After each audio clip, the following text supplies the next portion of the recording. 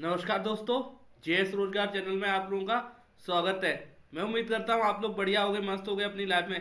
तो आज का हमारा टॉपिक है दोस्तों हिस्ट्री। आज हमारी हिस्ट्री की पहली क्लास है। मैं आपके लिए एमसीक्यू क्वेश्चन लाया हूँ modern, middle plus ancient history से। आपकी 6 से 7 क्लास लूंगा मैं हिस्ट्री की, मॉडर्न, मिडल और एंशिएंट की। तो ये मिक्स क्वेश्चन लाया हूँ। पेपर में क्वेश्चन पूछे जाएंगे तो इन्हीं क्वेश्चनों से पूछा जाएगा। तो ये क्लास बहुत इंपॉर्टेंट है, आप लोग बिल्कुल ना छोड़ें।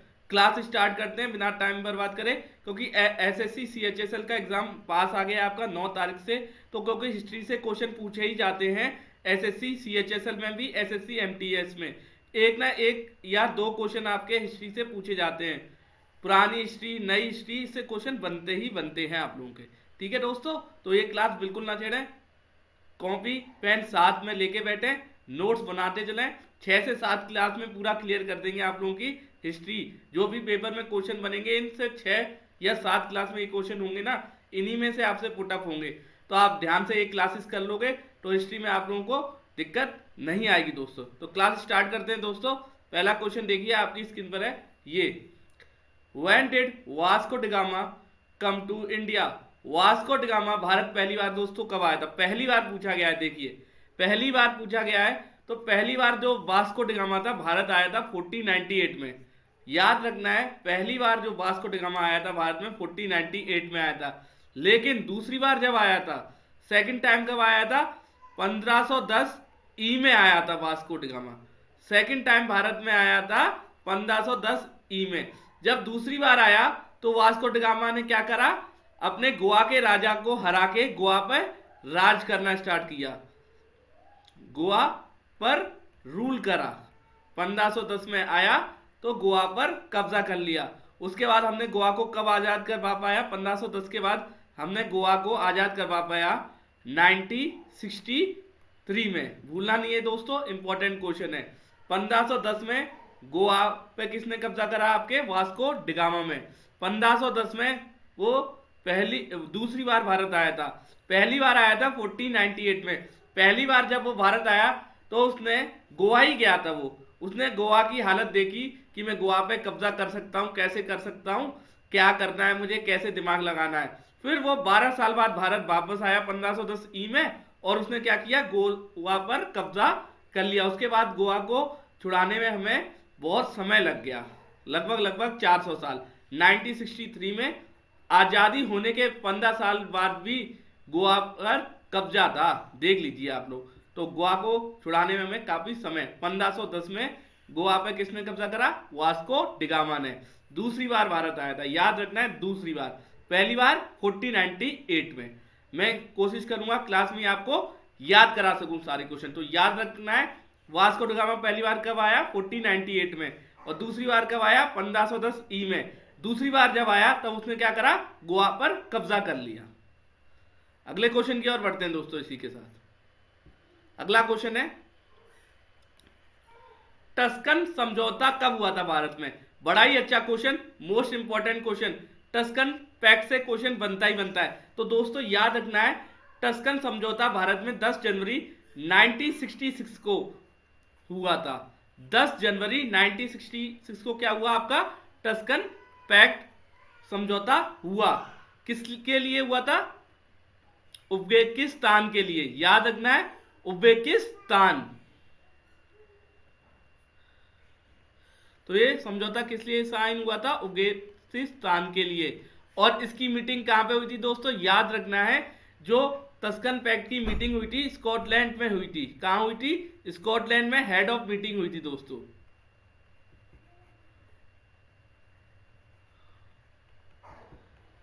तो याद रखना है, टस्कन पैक्ट किससे रिलेट करता है आपका? टस्कन पैक्ट समझौता आपका हुआ था 10 जनवरी 1966 को। क्या साइन हुआ? किसके लिए साइन हुआ? कौन से देश के लिए? उज्बेकिस्तान के लिए। कहां पर इसकी मीटिंग हुई थी? स्कॉटलैंड में हेड ऑफ मीटिंग हुई थी। आगे बढ़ते हैं दोस्तों इसी के साथ।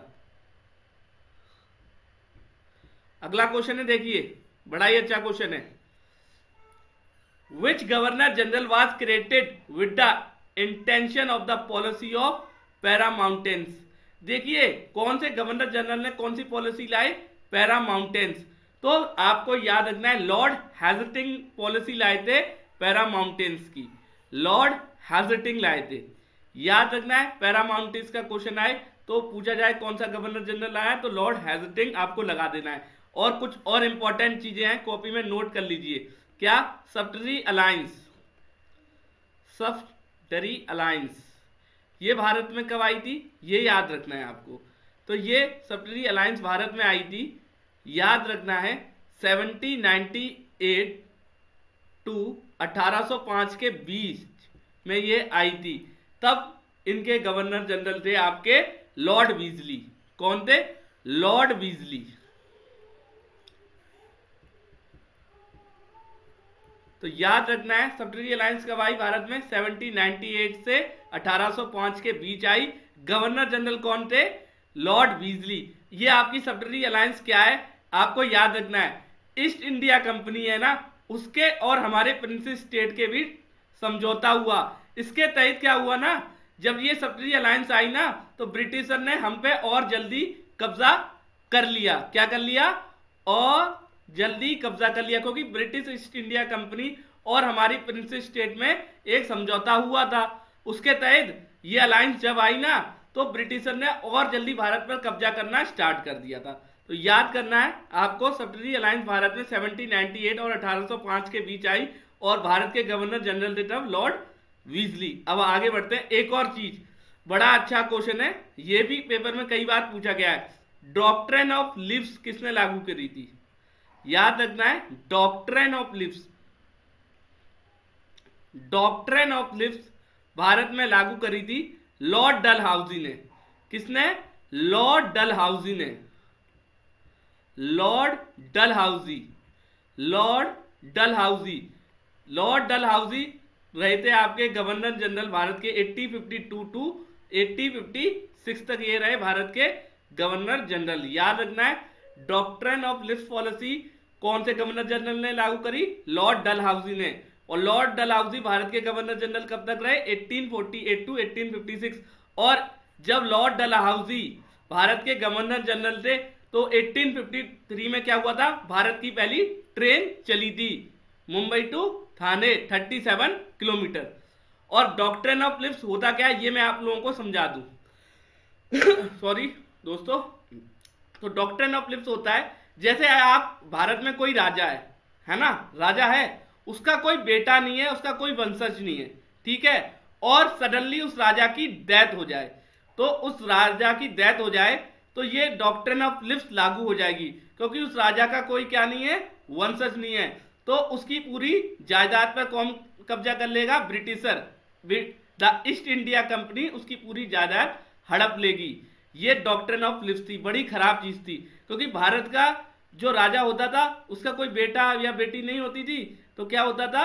उसका कोई दौलत संभालने वाला नहीं होता था, और सडनली उसकी डेथ हो जाती थी तो ब्रिटिश ईस्ट इंडिया कंपनी उसकी पूरी जायदाद पर कब्जा कर ली थी। पूरे उसके पैसे जो भी थे उसके पास था, पूरे पे कब्जा लेती थी ब्रिटिश ईस्ट इंडिया कंपनी द्वारा। कौन सी? डॉक्ट्रिन ऑफ लिव्स पॉलिसी द्वारा। बड़ी खराब पॉलिसी थी। कौन लाया था? लॉर्ड डलहाउसी। भारतीय गवर्नर जनरल कब तक रहे? 1848 टू 1856। बड़े इंपॉर्टेंट चीज हो रही है, रिवीजन एसएससी सीएचएसएल वालों के लिए तो रिवीजन समझो, क्योंकि ये क्वेश्चन पूछे जाते हैं डॉक्ट्रिन ऑफ लिव्स के ऊपर, तो एक ना एक साइड में पूछा जाएगा, याद रखना है आप लोगों को। तो अगला क्वेश्चन देखिए, ये रहा आपकी स्क्रीन पर। Where did the French establish their first factory in India? जो फ्रांसिस थे उन्होंने पहली फैक्ट्री या पहला कारखाना भारत में क्या बनाया? तो याद रखना है, फ्रेंच प्लस ब्रिटिशर ने पहला कारखाना सूरत में बनाया था। दोनों ने कहा बनाया था? फ्रेंच ले लो प्लस ब्रिटिशर ले लो, उन्होंने पहला कारखाना फर्स्ट फैक्ट्री ऑफ इंडिया कहां बनाई थी? सूरत में बनाई थी दोस्तों, याद रखना है। और जो पुर्तगाली थे उन्होंने भी, तो याद रखना है, फ्रेंच, ब्रिटिशर प्लस पुर्तगाल, इन तीनों ने कहां पे भारत में फैक्ट्री बनाई थी? सूरत में। सूरत क्या है? आपकी डायमंड सिटी ऑफ इंडिया है। अगला क्वेश्चन आपकी स्क्रीन पर है, बड़ा ही सही क्वेश्चन है, मस्त क्वेश्चन है। ये क्वेश्चन पूछे जाते हैं इन तरीके के, याद रखना है आप लोगों को, इन तरीके के क्वेश्चन पूछे जाएंगे आप लोगों से। The young India was edited by young India का संपादन द्वारा किसके द्वारा किया गया था? बड़ा ही अच्छा क्वेश्चन। तो याद रखना है, महात्मा गांधी द्वारा यंग इंडिया की स्थापना हुई थी। द यंग इंडिया की स्थापना किसके द्वारा हुई थी? महात्मा गांधी द्वारा। ठीक है, और एक चीज याद रखना है, ये क्वेश्चन आ गया है। देखिए, महात्मा गांधी ने सत्याग्रह कब करा था? 1917। महात्मा गांधी ने सत्याग्रह कब करा? 1917 में स्टार्ट करा। सत्याग्रह स्टार्ट कब करा? 1917 में। बट आपको एक चीज याद रखनी, पेपर में आपसे ये पूछा जाए, कॉपी में नोट कर लो, फर्स्ट इंडिविजुअल, पहला अकेला सत्याग्रह किसने करा? पहला अकेला सत्याग्रह किसने करा? ये पेपर में कई बार पूछा जाता है और आप लोगों को जवाब नहीं पता होता। तो आपको याद रखना है, जो पहला अकेला सत्याग्रह करा था वो किसने करा था? आचार्य विनोबा भावे जी ने। ये रहा आपका नाम, लिख देता हूं, डी ऑप्शन में नाम दे रखा है, ध्यान से देखिए, आचार्य विनोबा भावे जी ने पहला इंडिविजुअल सत्याग्रह करा। और सेकंड, अगर आपसे पूछा जाए सेकंड इंडिविजुअल सत्याग्रह, दूसरा अकेला सत्याग्रह किसने करा? तो ये किया था पंडित जवाहरलाल नेहरू जी ने, first prime minister of India. इन्होंने अकेले सेकंड सत्याग्रह करा था। सेकंड, अकेले की बात होगी तो अकेले की बात हो रही है यहां पे। पहला अकेला सत्याग्रह किसने करा? आचार्य विनोबा भावे जी ने। दूसरा अकेला सत्याग्रह आपका किसने करा? पंडित जवाहरलाल नेहरू जी ने। और मिलकर जो सत्याग्रह हुआ था भारत में, वो किसने करा था? महात्मा गांधी ने 1917 में। अगला क्वेश्चन देखिए, Enfield was the name of, Enfield किसका नाम था? तो एक प्लेस का नाम है, या जगह का नाम है, या किसी गवर्नर जनरल का नाम है, या राइफल का? तो याद रखना है, इनफील्ड एक राइफल का नाम है। इनफील्ड क्या? राइफल का नाम है, जो कि रिवॉल्ट एक्ट 1857 में यूज हुई थी। रिवॉल्ट एक्ट 1857 में यूज हुई थी। जो रिवॉल्ट एक्ट 1857 में हुआ था, उसमें क्या? इनफील्ड किसका नाम था? एक बंदूक का नाम था। इनफील्ड किसका नाम था? बंदूक का नाम। किसमें यूज हुई थी? रिवॉल्ट एक्ट 1857 में। आगे बढ़ते हैं, अगला क्वेश्चन देखिए,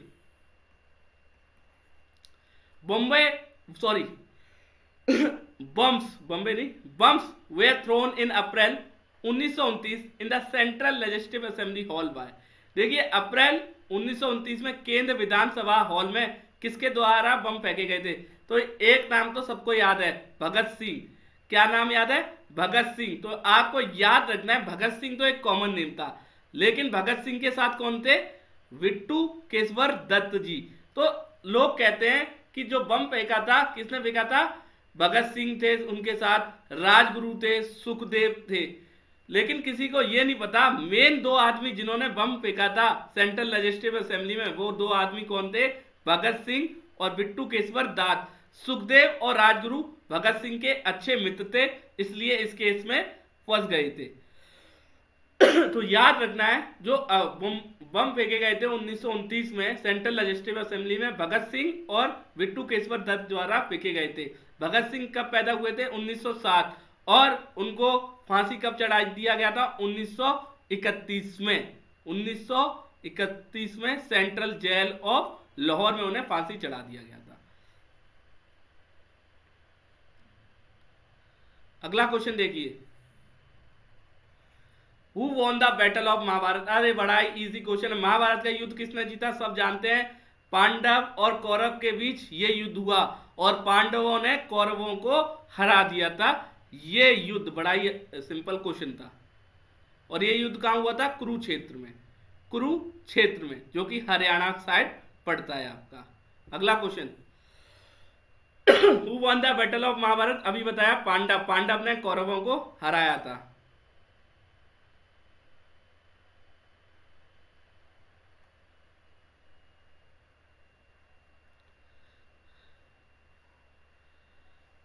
अगला क्वेश्चन देखिए, हाँ, India Gate was built in memory of Indian soldier who died in. देखिए, इंडिया गेट का निर्माण भारतीय सैनिकों की याद में किया गया था। कौन से सैनिक थे जिनकी सैनिकों के याद में? तो याद रखना है, जो पहले विश्व युद्ध में सैनिक मरे थे उनके याद में। द फर्स्ट वर्ल्ड वॉर 1914 और 1918 के बीच जो विश्व युद्ध हुआ था उसमें जो भारत के सैनिक मारे गए थे उनके याद में क्या बनाया गया, इंडिया गेट बनाया गया था। इसके आर्किटेक्ट कौन थे, आर्किटेक्ट का नाम पूछा जाए तो याद रखना दिल्ली में ज्यादा से ज्यादा चीज किसने आर्किटेक्ट कर दी थी आपकी, एडमंड ल्यूटन ने। एडमंड ल्यूटन में पेपर में कई बार पूछा जाता है, सिंपल क्वेश्चन है कि इंडिया गेट, ठीक है, और पार्लियामेंट का आर्किटेक्ट किसने करा, तो इंडिया गेट प्लस आपका इंडिया गेट प्लस पार्लियामेंट है जो दिल्ली में, उसका आपका एडमंड ल्यूटन ने आर्किटेक्ट किया है, याद रखना है आप लोगों को। अगले क्वेश्चन की ओर बढ़ते हैं, देखिए बड़ा अच्छा question. From where did Mahatma Gandhi start has historic Dandi march. अरे बड़ा ही अच्छा क्वेश्चन। महात्मा गांधी ने अपना ऐतिहासिक दांडी मार्च कहां से शुरू करा था, दांडी से शुरू करा था, चंपारण से किया था, या चोरी चोरा से, या साबरमती आश्रम से। तो बच्चे से बच्चा याद जानता है कि जो दांडी मार्च गांधी जी ने हमारे शुरू करा था वो शुरू करा था साबरमती आश्रम से। कहां से, साबरमती आश्रम से। अब इसी के साथ एक चीज याद रखिए, सिविल डिसओबीडियंस मूवमेंट, ये भी महात्मा गांधी ने करी थी। कौन सी, सिविल डिसओबीडियंस मूवमेंट, ये भी आपके महात्मा गांधी ने करी थी। कब करी थी, 24 दिन की थी। ये आपका ये था ना दांडी मार्च, इसे क्या कहते हो आप, दांडी मार्च भी कहते हो और कहते हो सिविल डिसओबीडियंस मूवमेंट, जो कि 24 दिन की थी, जो कि 24 दिन की थी, 1920 में करी गई थी, याद रखना है। 24 दिन की यात्रा थी, 1920 में शुरू करी गई थी, साबरमती आश्रम से स्टार्ट हुई थी। कहां से, साबरमती आश्रम से स्टार्ट हुई थी। 24 दिन की यात्रा थी, 1920 में करी गई थी महात्मा गांधी द्वारा स्टार्ट। कहां से करी थी स्टार्ट, साबरमती आश्रम से। और इसको आप दांडी मार्च तो कहते ही कहते हो, लेकिन दूसरा नाम है इसका सिविल डिसओबीडियंस मूवमेंट, जो कि दांडी मार्च कह लो या सिविल डिसओबीडियंस मूवमेंट। ये कितने दिन का था, 24 दिन का, 1920 में हुआ था, याद रखना है आप लोगों को, याद रखना है, पेपर में पूछा जाता है। और लाइक शेयर करते रहिए क्लास में, क्योंकि इतना अच्छी तरह कोई भी टीचर नहीं है जो हिस्ट्री आप लोगों को पढ़ाए। और जिन्होंने भी चैनल को सब्सक्राइब नहीं कराया, सब्सक्राइब कर दें, बिल्कुल फ्री ऑफ क्लास। जेएस रोजगार चैनल पे यूट्यूब पे क्लासेस चल रही है, ऐसे कोई नहीं पढ़ाएगा जिस तरीके से मैं आप लोगों को पढ़ा रहा हूं। देखिए दोस्तों आगे बढ़ते हैं, अगला क्वेश्चन ये देखिए, in which year did Lokmanya Tilak give the slogan Swaraj is my birth right and I will have.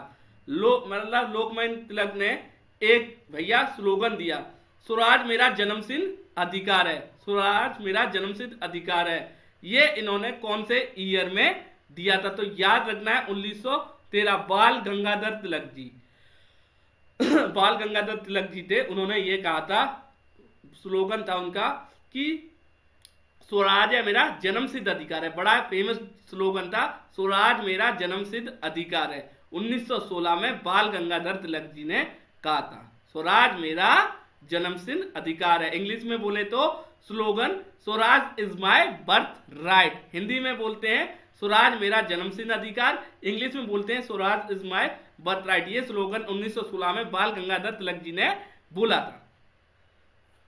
और बाल गंगाधर तिलक जी ने कई बुकें लिखी हैं, आपकी गीता रेस हो गई, क्या हो गई, गीता रेस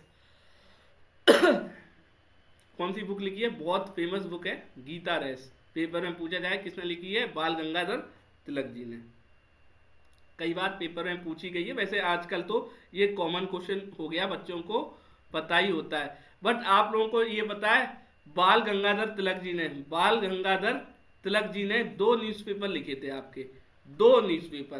पहला न्यूज़पेपर था केसरी, क्या, केसरी नाम से।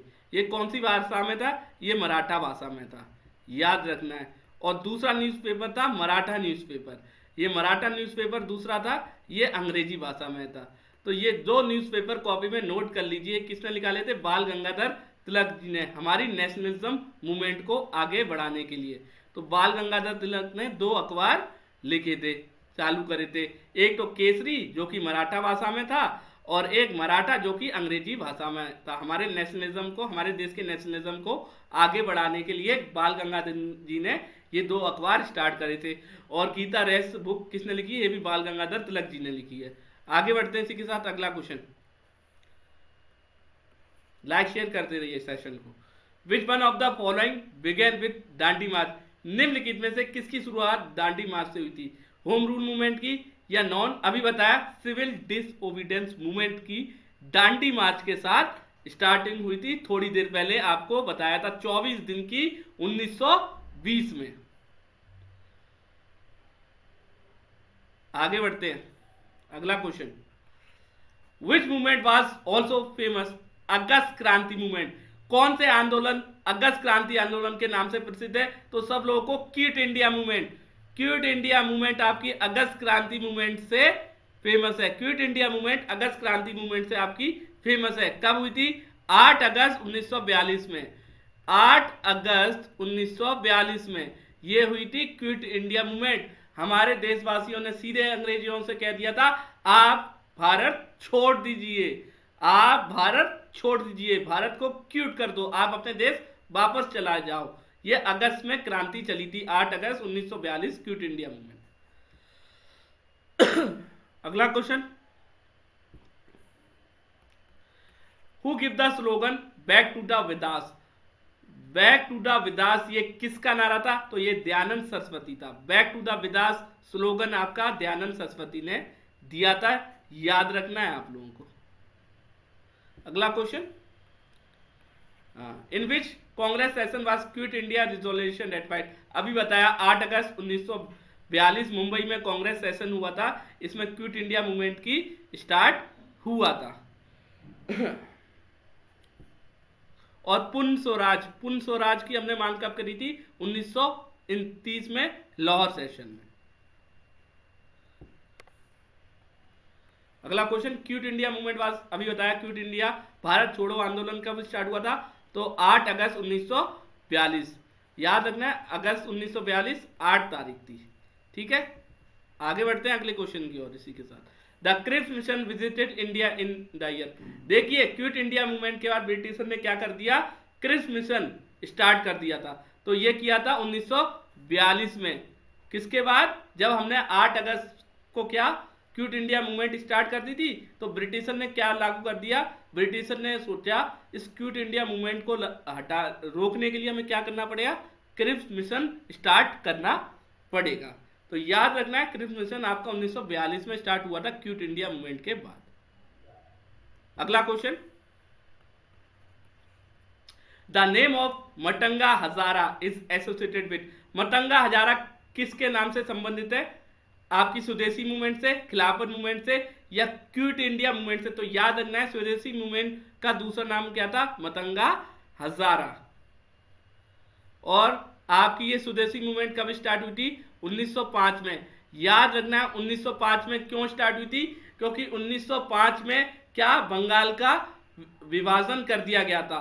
1911 में हालांकि वो 1905 में तो विभाजन कर दिया गया था, 6 साल तक रहा विभाजन। तो 6 साल तक विभाजन रहा, तो 11 साल बाद वो 6 साल बाद वापस ले लिया ब्रिटिश सरकार ने विभाजन का जो उन्होंने साइन करा था। तो याद रखना है स्वदेशी मूवमेंट कब स्टार्ट हुई थी? जब बंगाल का विभाजन हुआ था 1905 में। और 1905 और 1906 के बीच हुआ था बनारस सेशन में। किसने स्टार्ट करा था ये स्वदेशी मूवमेंट? बनारस सेशन में स्टार्ट हुआ था 1905 और 1906 के बीच। जीके गोखले द्वारा स्टार्ट करा गया था। जीके गोखले द्वारा स्वदेशी मूवमेंट स्टार्ट करी गई थी 1905-1906 के बीच बनारस सेशन में। किस लिए? क्योंकि किस वजह से? क्योंकि बंगाल के पार्टीशन की वजह से ये मूवमेंट स्टार्ट हुई थी। याद रखना है सिंपली।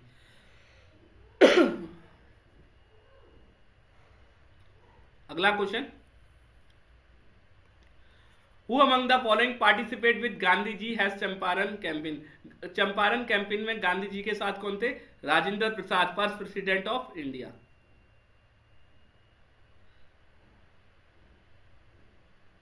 अगला क्वेश्चन।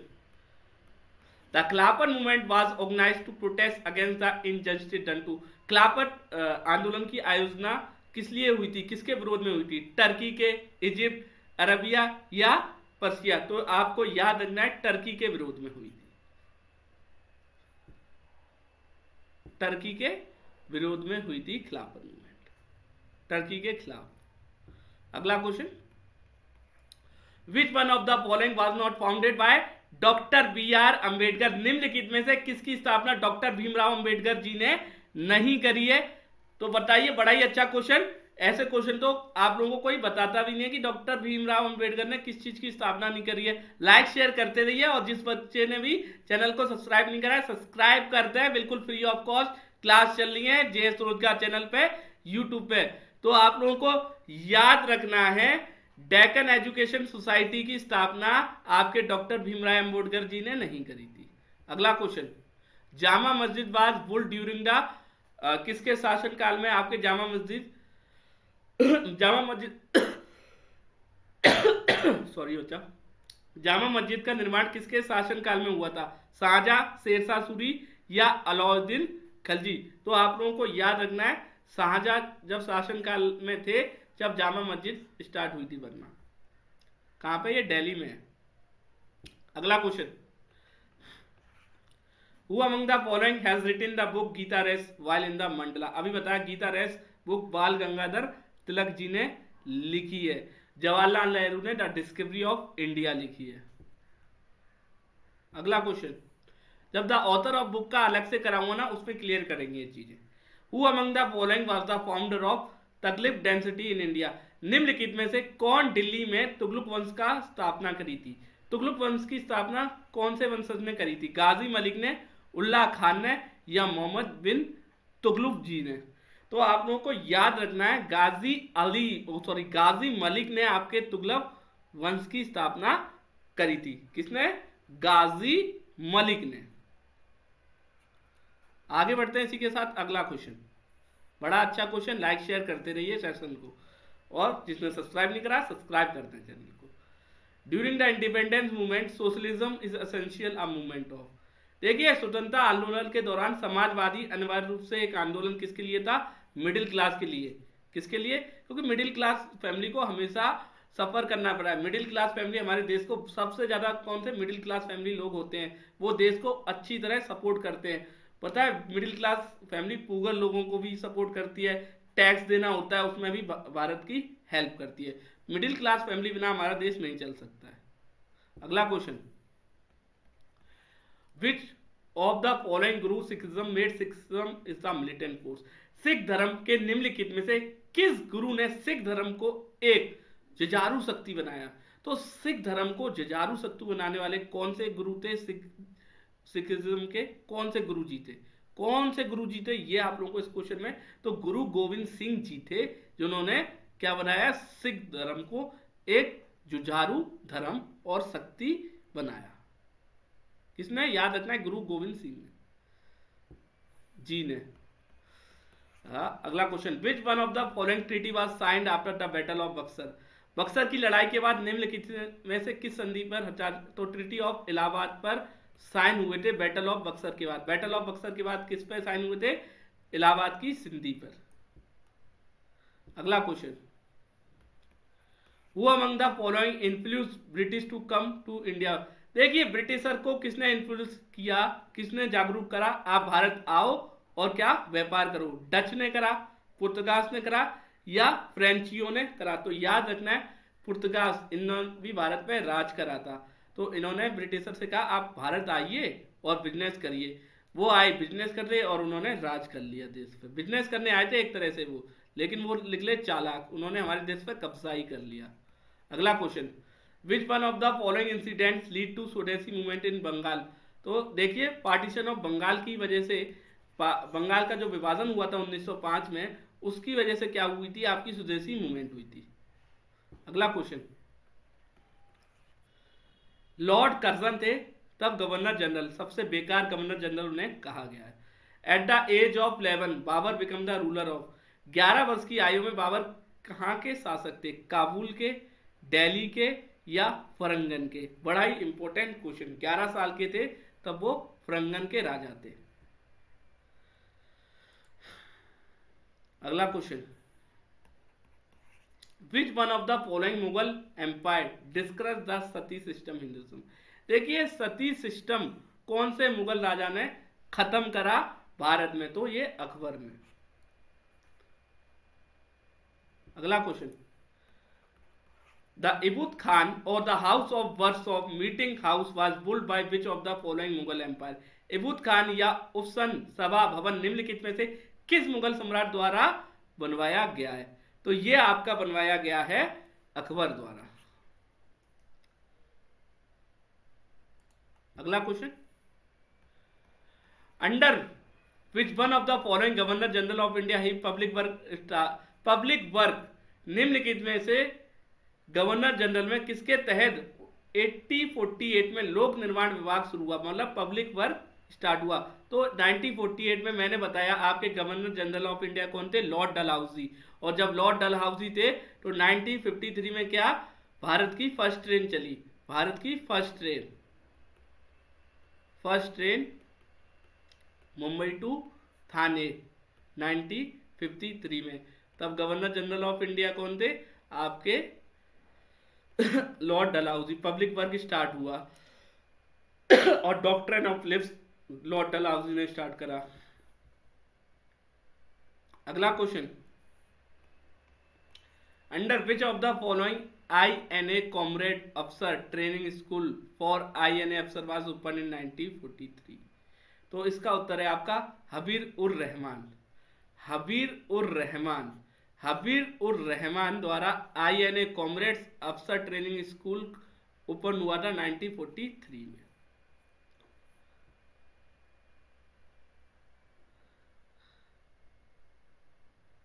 अगला question 35, who among the following Mughal empire was created composing secular Hindi song. निम्नलिखित में से किस मुगल सम्राट ने धर्मनिरपेक्ष हिंदी गीतों की रचना करी है। किसकी, हिंदी गीतों की। आपसे ये पूछा जाए हिंदी गीतों की रचना, किसकी, हिंदी गीतों की रचना, तो याद रखना है ये करी थी आपके बाबर ने। हिंदी गीतों की रचना करी थी आपके अकबर ने, याद रखना है अकबर ने।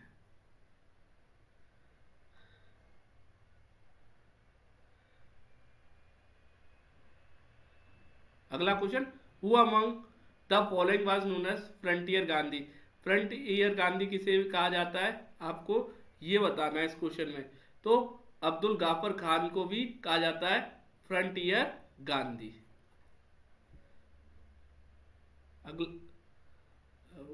अगला question, Akbar give the title man to which of the following Navratna. तो टोडरमल को दिया था या टेंशन को दिया था या बीरबल को। अकबर ने निम्नलिखित में से किस नवरत्न को म्या की उपाधि दी थी, तो ये टेंशन को दी थी। अगला question, who among the following is the longest serving viceroy governor general. निम्नलिखित में से कौन भारत का सबसे लंबे समय तक सेवादन वाइसरॉय और या गवर्नर जनरल रहा भारत का। लंबे सबसे ज्यादा समय तक भारत का वाइसरॉय या गवर्नर जनरल ऑफ इंडिया रहा, ये थे आपके विक्टर अलेक्जेंडर जॉन, वो भी आपका बिल्कुल सही उत्तर है। अगला question, the first battle of Panipat was found on which of the following date. पहला पानीपत का युद्ध कौन सी डेट को हुआ था, तो ये हुआ था 21 अप्रैल 1526 में। पहला हुआ था 21 अप्रैल 1526 में पानीपत का युद्ध, याद रखना है आप लोगों को।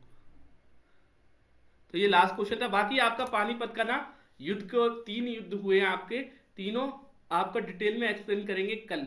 आज के लिए इतना ही रखते हैं, सेशन थोड़ा बड़ा हो गया है क्योंकि जितना छोटा सेशन रखेंगे उतना याद करने में आप लोगों को आसानी होगी। तो एसएससी CHSL वाले बच्चे इस क्लास को 100% देखें क्योंकि 9 तारीख से पेपर स्टार्ट हो रहे हैं और हिस्ट्री से क्वेश्चन बनते ही बनते हैं। और SSC MTS वाले तो क्लास बिल्कुल छोड़े ना, अभी उनके पेपर का टाइम है।